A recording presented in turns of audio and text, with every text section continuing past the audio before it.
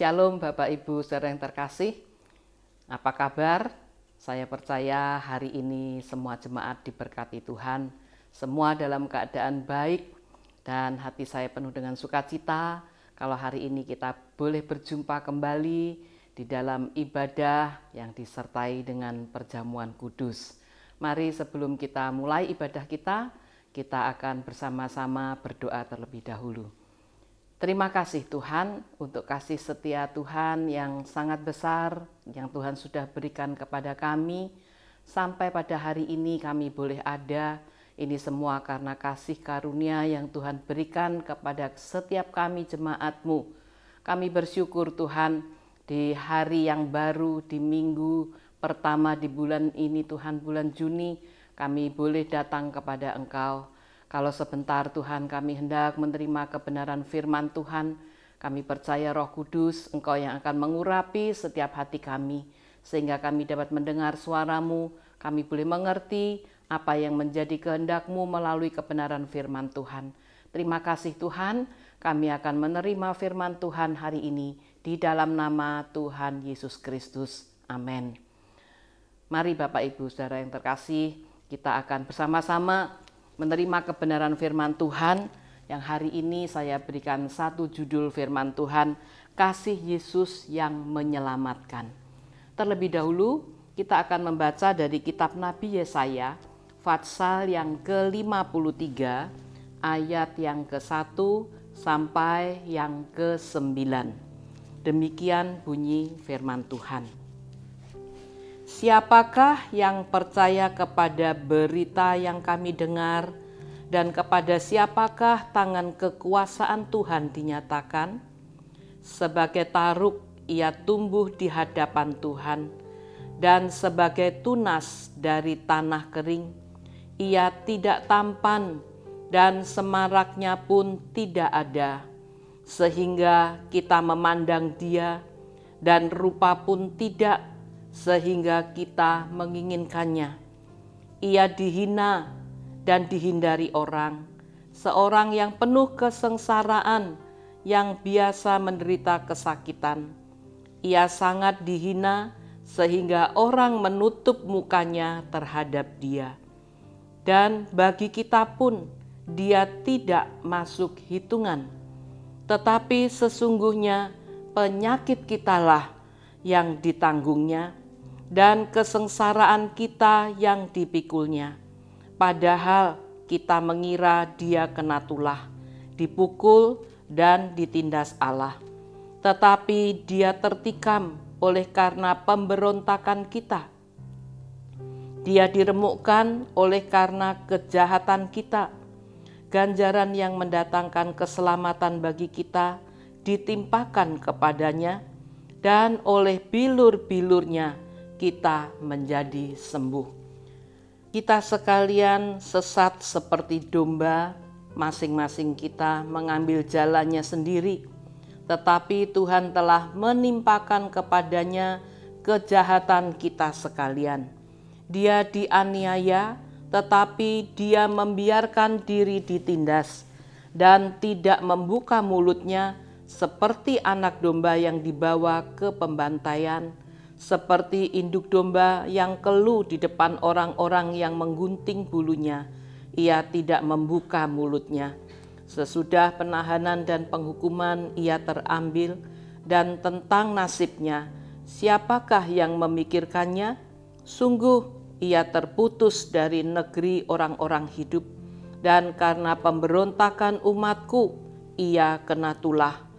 Orang menempatkan kuburnya di antara orang-orang fasik, dan dalam matinya ia ada di antara penjahat-penjahat, sekalipun ia tidak berbuat kekerasan, dan tipu tidak ada dalam mulutnya.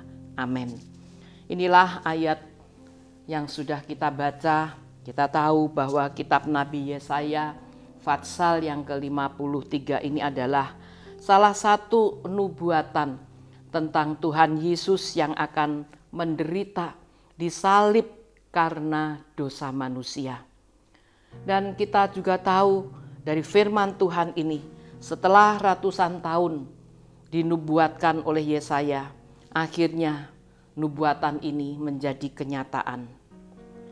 Adapun penderitaan yang dialami oleh Tuhan Yesus sangat berat.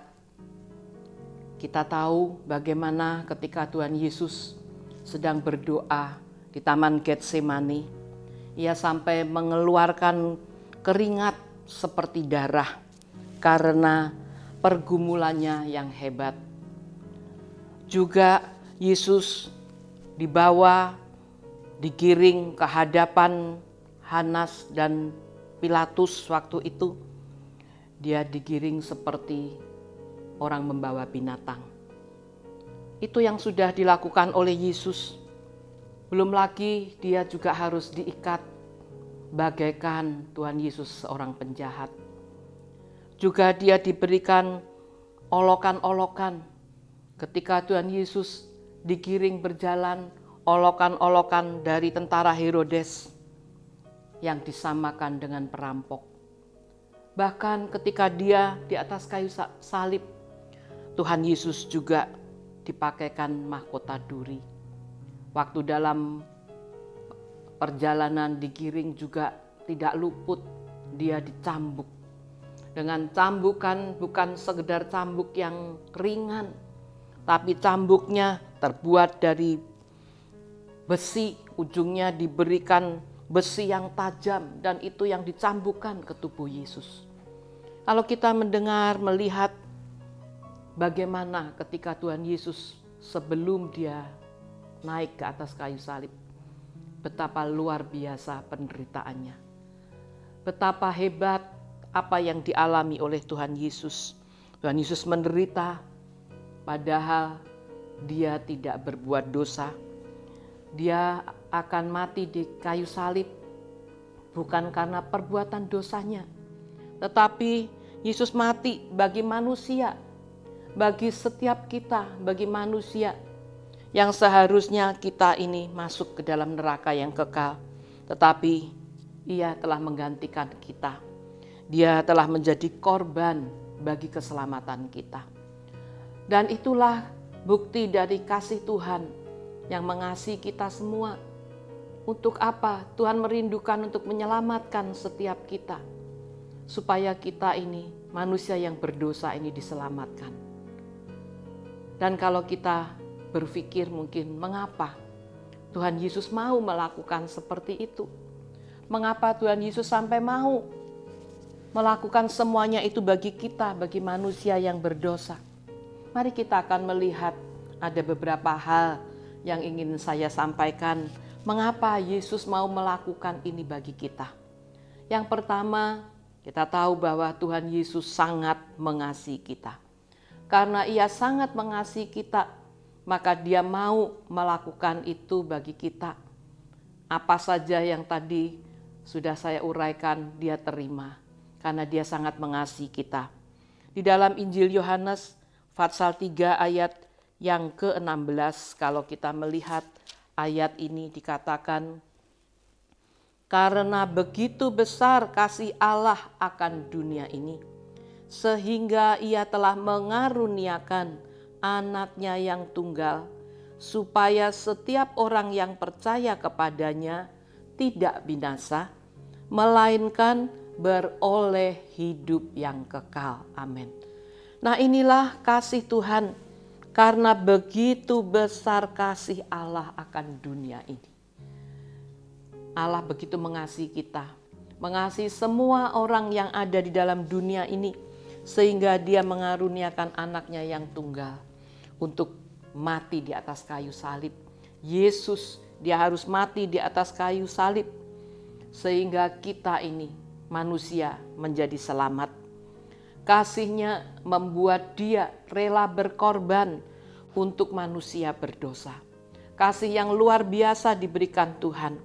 Kasih-Nya bukan karena kasih yang hanya sekedar emosi atau kasih manusia, tetapi memang ini adalah kasih yang menjadi sikap Yesus, kasih agape, kasih yang tanpa batas, kasih yang begitu besar yang diberikan kepada setiap kita, sehingga Dia mau rela, Dia berkorban bagi manusia, bagi setiap kita yang berdosa. Tuhan tidak memilih siapa yang akan diampuni dosanya, siapa yang ditebus dosanya, tidak. Tidak peduli orang yang baik, orang yang jahat, semuanya Dia tebus dosanya. Dia mengampuni segala dosa manusia, sehingga Dia mau melakukan ini bagi kita, karena Dia sangat mengasihi kita. Jadi kita harus mengetahui betapa besar kasih yang Tuhan berikan kepada saya dan saudara. Mari biar kita selalu mengingat, akan korban Kristus, kasih Kristus yang sangat besar. Sebab kasih-Nya itu menyelamatkan kita. Kita manusia perlu diselamatkan. Kita tentu tidak akan suka untuk selama-lamanya tinggal di dalam dunia yang keadaannya semakin hari bukan semakin bagus. Keadaan dunia ini semakin hari semakin buruk. Dan firman Tuhan juga sudah mengatakan bahwa dunia ini semakin hari semakin sulit, semakin sukar keadaannya. Dan sampai hari ini kalau kita merasakan, kita melihat keadaan dunia juga kita alami bukan semakin baik. Yang kedua, karena kita adalah ciptaannya yang sangat berharga. Kita adalah ciptaan Tuhan yang sangat berharga.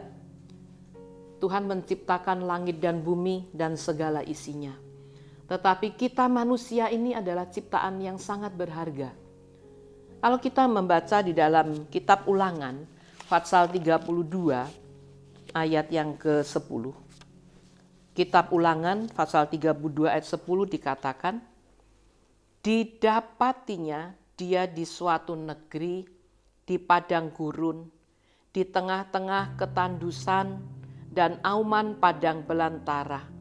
Dikelilinginya dia dan diawasinya, dijaganya sebagai biji matanya. Inilah kasih Tuhan yang besar kepada setiap kita. Kita ini dijaga seperti biji matanya. Kita tahu setiap kita memiliki mata. Tentu kita tidak sembarangan menggunakan tangan kita, memegang mata kita, kemudian kita memukul mata kita. Tentu kita tidak menjaga karena kita tahu mata kita ini begitu penting. Demikian pula Tuhan terhadap kita, terhadap manusia yang dikasihi ini. Dia melihat kita, memelihara kita, menjaganya, dikatakan dijaganya sebagai biji matanya. Inilah setiap kita, saya dan saudara dijaga Tuhan bagaikan biji mata yang disayang, yang tidak pernah kita akan disakiti, tapi kita akan dijaga, dipelihara. Dan itulah kerinduan Tuhan, supaya kita manusia ini juga bisa semua kita ini bertobat. Bisa kita semua ini percaya kepada Yesus, karena kita ini adalah manusia yang berdosa. Dan bagi Dia setiap kita ini sangat berharga. Sebab satu orang yang bertobat, kata firman Tuhan, maka di surga itu akan bersorak. Jadi kita harus tahu betapa luar biasanya ketika seseorang ini bisa percaya kepada Yesus, mengenal kepada Yesus, bertobat, maka surga itu akan bersorak bagi kita. Karena ada satu orang yang bertobat, betapa luar biasa surga itu bersorak. Kita bisa melihat di dalam Injil Lukas pasal 15 ayat yang ke-7. Coba saya bacakan Injil Lukas pasal yang ke-15 ayat yang ke-7. Firman Tuhan berkata demikian, Aku berkata kepadamu, demikian juga akan ada sukacita di surga karena satu orang berdosa yang bertobat, lebih daripada sukacita karena 99 orang benar yang tidak memerlukan pertobatan.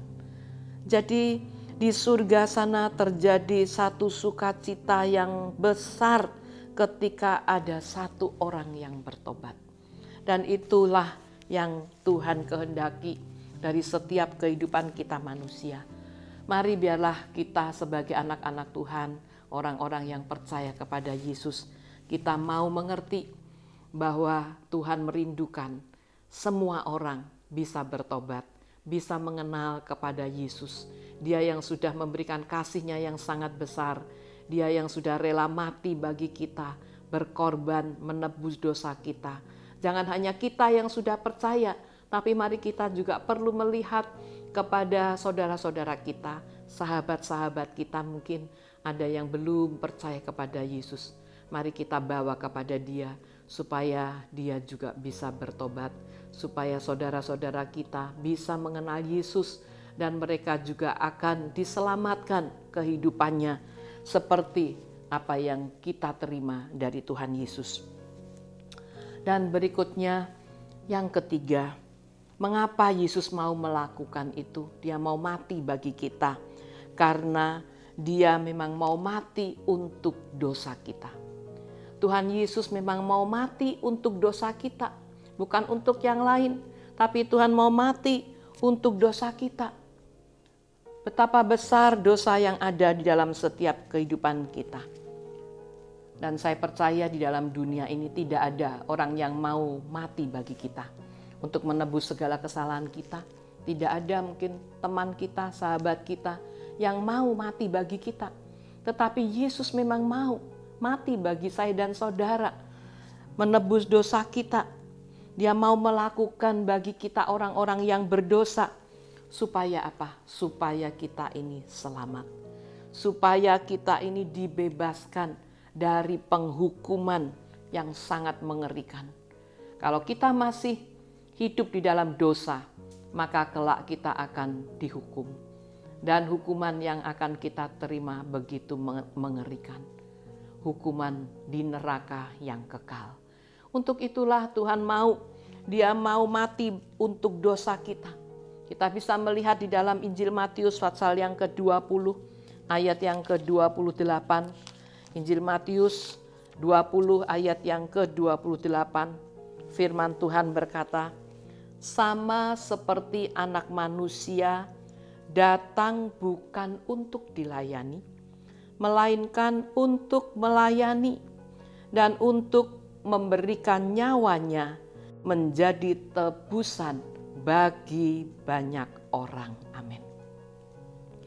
Firman Tuhan dengan jelas berkata kepada kita, Tuhan mau melayani kita.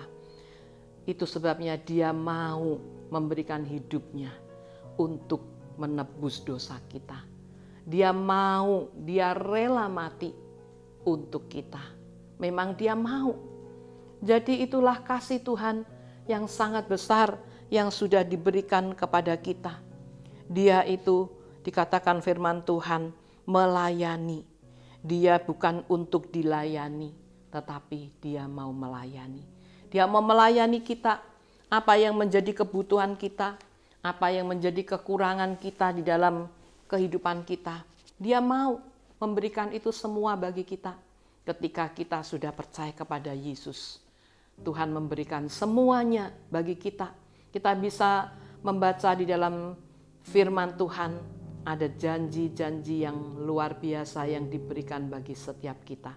Yang percaya kepada Yesus, ada janji-janji yang Tuhan berikan kepada kita. Pertolongannya Dia berikan kepada kita. Bahkan kalau beberapa hari yang lalu kita sudah memperingati hari kenaikan Tuhan, ketika Tuhan Yesus naik ke surga, Dia juga tidak meninggalkan kita. Dia memberikan Roh Penolong, Dia memberikan Roh Kudus-Nya. Bahkan ketika hari Pentakosta beberapa hari yang lalu kita rayakan, minggu yang lalu, kita menerima Roh Kudus itu dicurahkan supaya kita tidak sedih lagi, supaya kita bersukacita, supaya kita bisa kuat, supaya kita tetap memiliki roh yang menyala-nyala untuk tetap melayani Tuhan, untuk tetap mengasihi Dia yang sudah menebus kita. Dan itu harus kita ingat apa yang Tuhan sudah berikan kepada setiap kita. Mari biar kita terus akan melakukan apa yang menjadi kehendak Tuhan. Ketetapan-ketetapan yang ada di dalam firman Tuhan, setiap perintah Tuhan mari kita lakukan. Setiap apa yang Tuhan ingin untuk kita lakukan, mari kita kerjakan. Mari kita buktikan melalui kasih Tuhan yang Tuhan sudah berikan bagi kita. Melalui korban Kristus Tuhan menebus dosa kita, biar kita juga mengalami kuasa dari yang Tuhan berikan kepada kita. Kekuatan dari Roh Kudus yang Tuhan sudah berikan kepada kita, kita juga alami. Mari hal itu bukan untuk kita sendiri saja, mari kita bagi. Kita bisa berbagi dengan yang lain, dengan menyaksikan apa yang telah kita alami kepada saudara-saudara kita, kepada teman-teman kita. Sebab pengorbanan Tuhan Yesus itu membuktikan kasih-Nya kepada kita semua. Untuk itu biarlah hari ini ketika kita menerima firman Tuhan dan sebentar juga kita akan menerima perjamuan kudus, mari biarlah kita mengoreksi diri kita. Apa yang kurang, apa yang belum kita akui mungkin, dosa-dosa kita, kekurangan kita, kesalahan kita. Dia Allah yang bersedia mengampuni segala dosa-dosa kita. Biar kita akui segala kekurangan kita, kesalahan kita di hadapan Tuhan. Dan Tuhan pasti akan menghapus segala dosa-dosa kita. Ketika kita disucikan, hidup kita dikuduskan, maka kita mempermuliakan nama Tuhan. Kita bisa dipakai oleh Tuhan untuk kita menjadi anak-anak-Nya yang berguna di dalam dunia ini. Bukankah Tuhan juga mengutus kita sebagai orang-orang yang percaya untuk kita menjadi saksi Kristus? Di dalam Injil Matius pasal yang ke-28, amanat agung yang sering kita baca, di ayat itu Matius 28 ayat yang ke-19. Kita ulang baca saja supaya kita tetap ingat. Injil Matius 28 ayat yang ke-19. Firman Tuhan berkata kepada kita, sungguh indah dan kita harus melakukannya. Karena itu pergilah, jadikanlah semua bangsa muridku dan baptislah mereka dalam nama Bapa dan Anak dan Roh Kudus. Amin. Inilah amanat agung. Tuhan mau supaya kita juga pergi kemanapun kita berada, kemanapun kita pergi. Tuhan mau supaya kita ini menjadi saksi Kristus. Jadikan semua bangsa muridku. Berarti kita harus bersaksi melalui hidup saudara dan saya. Kita dipakai Tuhan untuk menjadi saksi Kristus. Supaya banyak jiwa-jiwa yang dimenangkan untuk kerajaan Allah. Supaya orang-orang yang melalui kita bisa mengenal Yesus, dimenangkan bagi Kristus. Mereka juga akan menerima keselamatan seperti yang telah kita terima. Dosa-dosa mereka juga diampuni sehingga mereka tidak lagi hidup di dalam ketakutan, tidak lagi hidup di dalam kekhawatiran. Kalau kita melihat dalam dunia ini, hari-hari yang ada di depan kita, yang sedang kita alami sampai pada hari ini, kita melihat bagaimana keadaan manusia. Kita melihat beraneka ragam. Ada mereka yang penuh dengan ketakutan, bagaimana menghadapi kehidupan hari esok, bagaimana menghadapi perekonomian yang mungkin sampai hari ini belum dipulihkan. Mereka penuh dengan ketakutan, sehingga banyak orang-orang yang melakukan kejahatan, banyak orang-orang yang menjarah, banyak orang-orang yang dahulunya mungkin bukan perampok, mungkin hari ini dia sudah jadi perampok. Dan banyak hal yang dilakukan oleh orang-orang yang dahulunya mungkin tidak memiliki pikiran yang tidak baik. Tapi hari ini mereka bisa melakukan yang tidak baik itu. Dan mereka butuh pengampunan dari Tuhan supaya kehidupan mereka itu juga diselamatkan. Kita harus mengasihi mereka. Mari biarlah dengan apa yang ada pada kita, yang Tuhan sudah percayakan di dalam setiap kehidupan kita, kita menjadi orang percaya dan kita memiliki janji untuk menjadi ahli waris kerajaan surga. Mari biar kita juga menjadi kehidupan yang benar-benar hidup kudus. Kita berjalan dengan kekudusan, dengan melakukan segala perintah Tuhan. Jangan kita berpikir negatif terhadap orang lain. Jangan kita menghakimi orang lain. Tapi mari biar kita belajar untuk hidup kita senantiasa melakukan kehendak Tuhan. Sehingga apa yang menjadi rencana Tuhan, kasih Tuhan yang besar tadi yang sudah diberikan kepada kita, kasih Yesus yang menyelamatkan kita ini, benar-benar kita terima dan boleh menjadi berkat buat kita dan juga bagi orang lain yang ada di sekitar kita. Saya percaya Tuhan Yesus akan memakai Bapak Ibu Saudara semua, jemaat yang terkasih, Tuhan akan memakai kita. Kasih-Nya yang besar telah diberikan buat kita dan mari kita responi, mari kita tanggapi dan kita lakukan. Untuk melakukan itu kita harus praktek di dalam kehidupan kita. Kita harus mempraktekkan apa yang Tuhan mau, seperti apa yang kita belajar melalui firman Tuhan. Saya percaya kita semua akan diberkati dan dipakai oleh Tuhan. Dan sebentar kita juga akan menerima perjamuan kudus. Mari sebelumnya kita akan berdoa. Terima kasih Tuhan untuk firman Tuhan yang Tuhan sudah berikan kepada kami. Kami mengerti kasih Tuhan yang sangat besar itu menyelamatkan hidup kami. Engkau yang sudah menyelamatkan kami Tuhan dari segala dosa-dosa kami. Engkau sudah membebaskan kami sehingga kami tidak lagi Tuhan menerima hukuman dosa. Tetapi Engkau sudah melepaskan kami, membebaskan kami. Dan kami mau Tuhan hidup kami yang masih ada di depan kami. Kami mau hidup seturut dengan firman-Mu. Kami mau melakukan segala ketetapan-ketetapan yang dari Tuhan. Kami mau Tuhan hidup berkenan kepada Engkau. Terlebih Tuhan biarlah melalui kehidupan kami, jemaat-Mu Tuhan, kami boleh menjadi saksi Kristus. Kami boleh memenangkan banyak jiwa. Kami boleh menjadi berkat bagi banyak orang. Sehingga Tuhan banyak orang yang diselamatkan. Semua Tuhan yang ada di dekat kami, saudara kami, siapapun Tuhan teman kami boleh Tuhan menyaksikan dan mereka boleh diselamatkan. Terima kasih Tuhan. Kami bersyukur Tuhan untuk kasih Tuhan yang sangat besar. Dengan kasih Tuhan yang sangat besar itu kami boleh diselamatkan. Dan pada hari ini Tuhan kami mau memperingati itu. Kasih Tuhan di mana Engkau sudah mati di atas kayu salib. Engkau sudah menderita bagi kami. Engkau sudah berkorban bagi dosa kami. Kami bersyukur Tuhan. Kami menaikkan syukur kami kepadamu. Dan hari ini Tuhan kami percaya ketika kami Tuhan datang kepada Engkau, kami percaya Engkau yang akan membasuh hidup kami. Kalau ada kesalahan, ada dosa yang kami lakukan, mari Tuhan Engkau mengampuni kami. Kami mau hidup benar, kami mau berusaha Tuhan hidup seturut dengan kehendak-Mu. Terima kasih Tuhan, terima kasih buat kebenaran firman Tuhan yang sudah kami terima pada hari ini. Kiranya firman-Mu boleh tertanam di dalam setiap hati kami dan kami terus mau melakukan untuk kemuliaan nama Tuhan. Terima kasih Tuhan, terima kasih sebentar Tuhan kami hendak menerima tubuh dan darah Kristus melalui perjamuan kudus yang telah kami siapkan.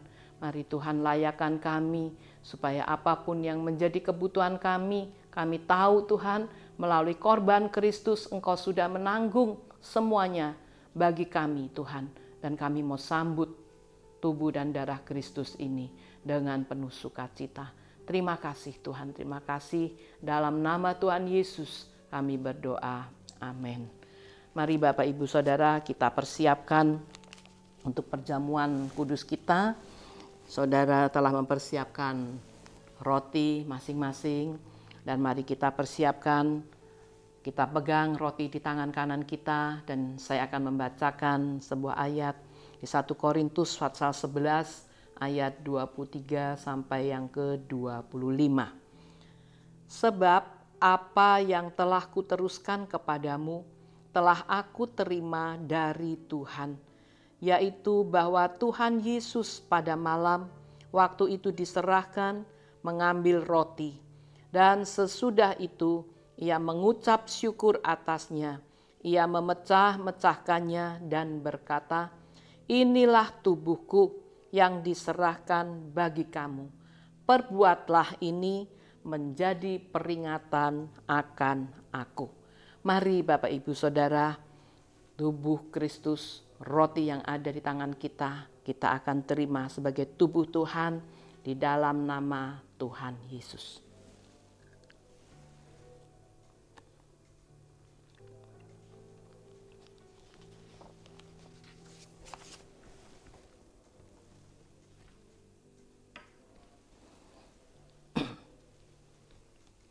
Terima kasih Tuhan.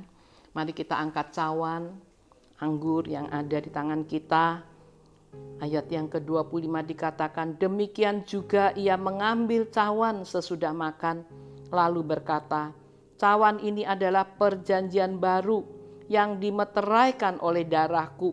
Perbuatlah ini setiap kali kamu meminumnya, menjadi peringatan akan aku. Mari Bapak Ibu, kita akan minum darah Kristus di dalam nama Tuhan Yesus.